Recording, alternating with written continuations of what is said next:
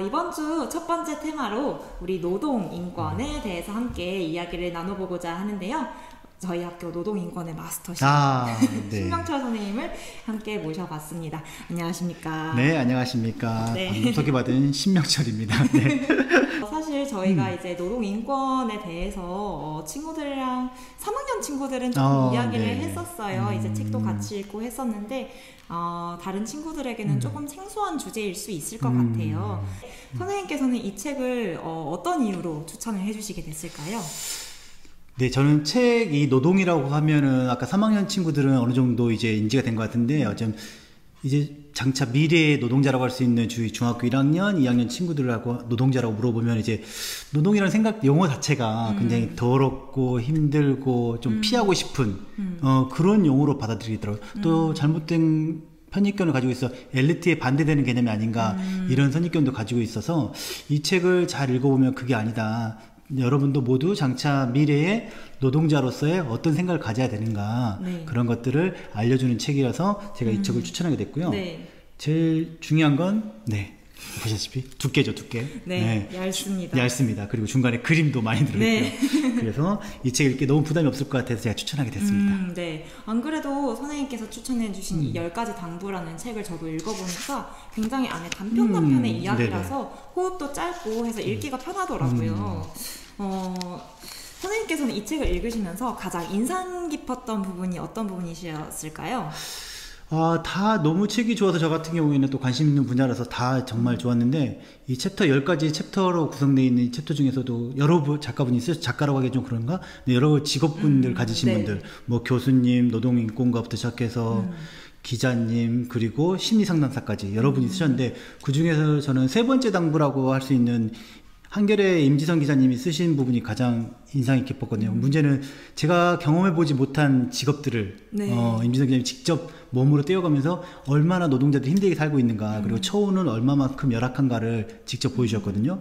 그래서 그중에 생각나는 부분이 있는데 저희 감자탕 24시 뭐 요즘 간판에 많이 보이죠. 24시. 네, 24시 보는데 주 야간으로 12시간씩 일하시는 분들의 이야기를 했었는데 정말 12시간이 밤낮이 바뀌면서 12시간 저희가 8시간 근무하는 거 되게 힘든다고 그러는데 12시간을 꼬박 서서 일하시거나 그리고 단체 손님이라도 오면은 한 번도 못 쉬고 13시간 14시간 그리고 그 다음날 4시간 눈을 붙이고 다시 또 이런 악순환이 계속되는 과정 이런 것도 직접 보여주실 것 같고 그리고 저희가 1600도 상상도 안 되죠. 1600도 하면 상상도 안 되는 그런 온도에서 방화복 하나와 생명권이라고 하는 끈 하나 믿고 청소하시는 철강업체 직원분들 얘기도 되게 감명 깊었고요.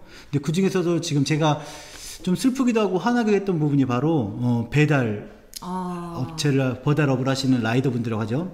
선생님 혹시 10년 전쯤에 이 생각이 나시는데 옛날에 피자헛이라는 데서 30분 안에 배달이 안 되면 보상해 줍니다. 환불해 드리겠습니다. 그런 게 있었는데 그냥 너무 지금 생각해보면 정말 이게 얼마나 위험한 건가 라는 생각을 했거든요. 30분 안에 피자가 배달이 되려면 최소한 10분은 피자를 만들고 2분은 배달 준비를 하고 라이더분이 운전을 타서 모든 걸 10분 안에 끝나야 되는데 저 신호등 한 번 막히는데도 3분 걸리는데 그걸 10분 안에 하려면 정말 목숨을 걸고 이렇게 나오셨는데 지금도 이게 바뀌었을까 하는 생각을 해보면 전혀 안 바뀐 것 같아요.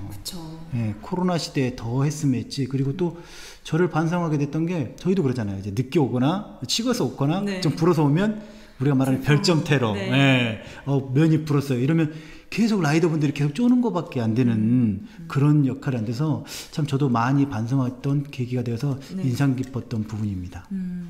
그리고 한 가지 선생님 하멜 표류기 아시죠? 하멜 표류기가 한국의 표류해가지고 일기를 썼다고 해서 저희가 하멜 표류기 저희 기억하고 있는데 하멜이라는 네덜란드 상인이 왜 표류기를 썼는지 아세요 혹시?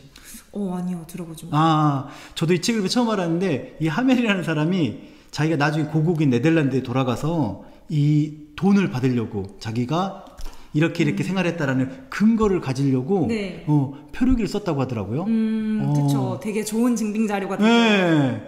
그래서 이런 것도 있었구나. 우리가 알고 있던 하멜이라는 사람이 그냥 표류기만 썼던 게 아니라 그 목적에는 이런 목적이 있었구나. 우리보다 훨씬 앞서가는 400년 전에 앞서가는 이렇게 살았구나 하는 생각을 해보니까 되게 신기했던 부분이라서 기억이 남는 것 같습니다.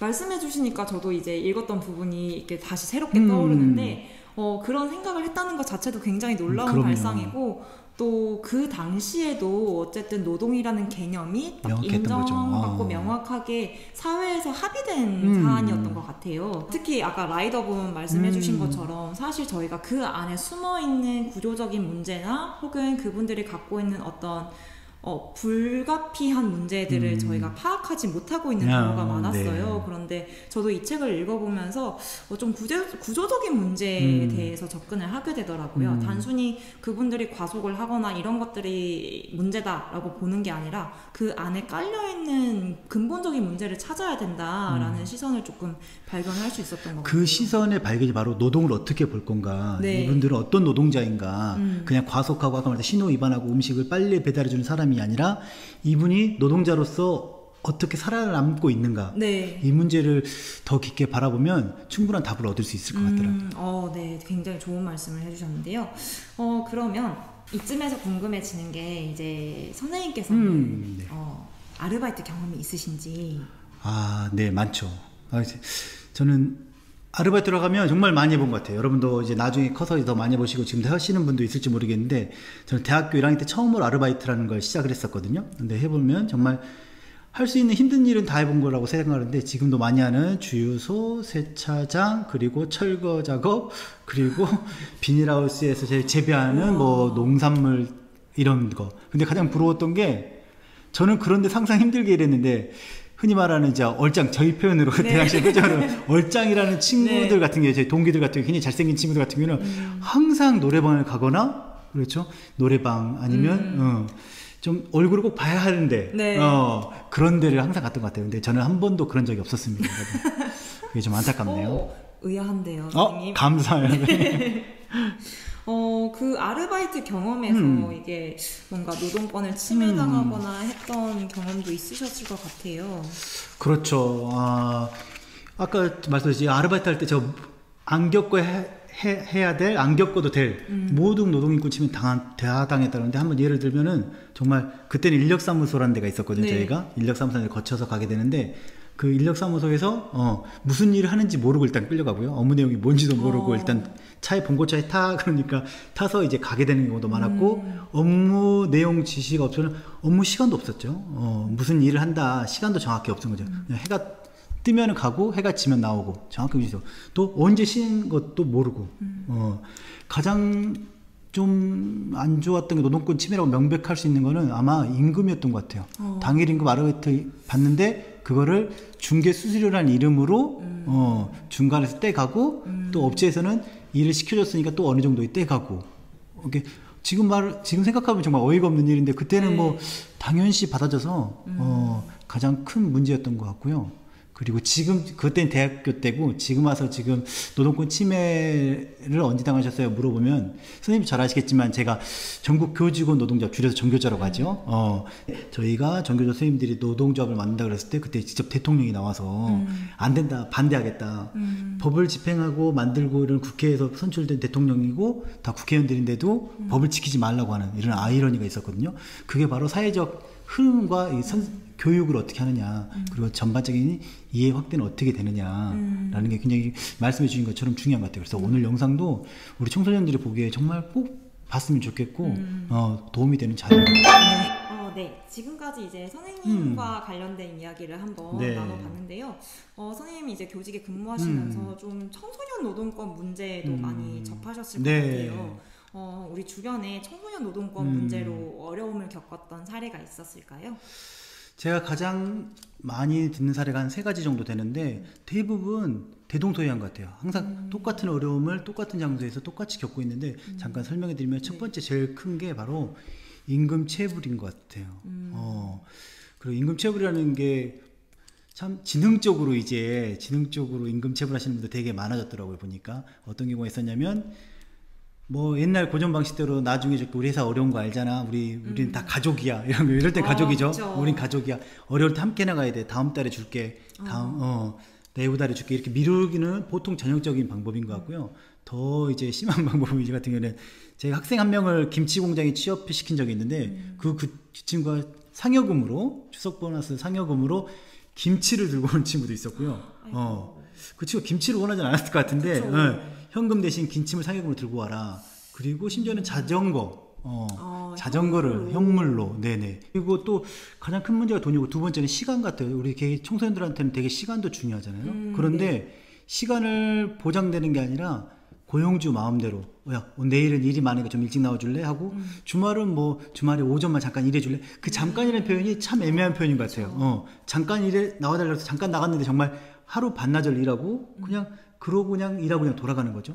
저희가 당연히 받아야 되는 거기에 추가분이 일한 분에 대한 노동의 대가는 받지 못하고, 그냥 밖에 도는 경우가 종종 있는 것 같더라고요. 큰 문제는 제가 봤을 때 청소년들이 겪고 있는 가장 큰 문제 같은 경우에는 아마 갑질. 그쵸. 네. 뉴스나 통해서 여러분도 많이 알고 계시지만 갑질인 거죠.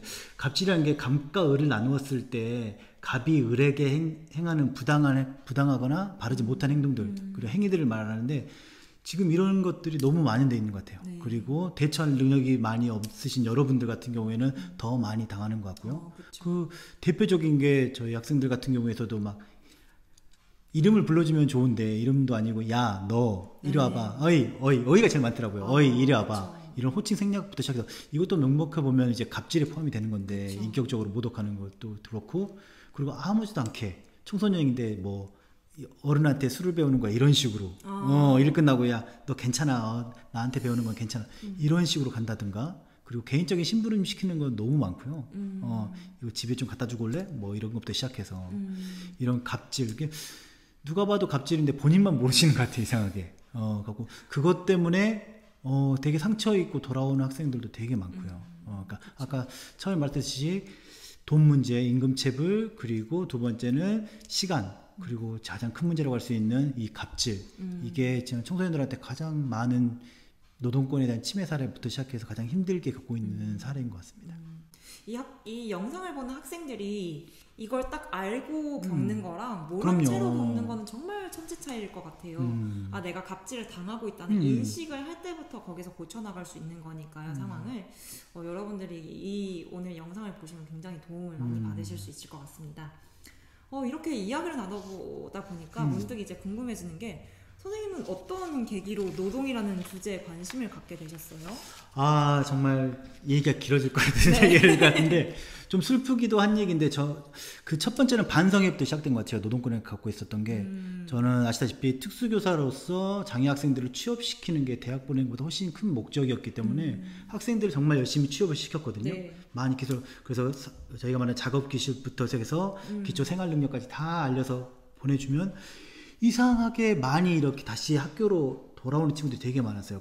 왜 다시 왔냐 물어보면 일이 힘들었어요 라는 친구도 있고, 저한테 막 욕을 해요 막 이런 친구부터 있고, 시작해서 돈을 안 줬어요 하는 친구도. 근데 이게 장애인만 해당되는 문제가 아닌 것 같아요. 근데 제가 너무 반성했던 게, 제가 가르쳤을 때는 항상 윗분들 상사한테 잘해야 된다, 사장님한테 호칭이라고, 대리님 호칭 이렇게 하고, 주어진 일에 심부름 꼬박꼬박 해야 된다라고만 가르쳤지, 네가 이런 부당한 대우를 받았을 때는 어떻게 해야 돼, 그리고 네가 월급 못 받았을 때는 이렇게 대처하면 돼, 그리고 네가 초과 근무를 하거나 휴가할 때 못 쉬었으면 또 이렇게 하면 돼 라는 걸 단 한 번도 가르쳐 본 적이 없던 것 같아요. 그러네요. 네. 그래서 이대로 하면 안 되겠구나, 우리 애들의 권리를 가르치는 것도 굉장히 중요하겠구나, 의무만 가르치는 게 아니라 권리도 가르쳐야겠구나 라고 생각하면서 공부를 했던 게, 지금 이렇게 노동권에 대해서 많은 공부를 하고 관심을 가질 수 있었던 계기가 됐어요. 되게 감동적인 정말요? 것 같아요. 성인들이 그러면 정말 적나라하게 얘기하고 어떻게 할 것 같은데, 청소년이기 때문에 좀 나쁜 근로라고 하면 되게 멋져 보이는 그런 함정에 빠지는데, 이 책에서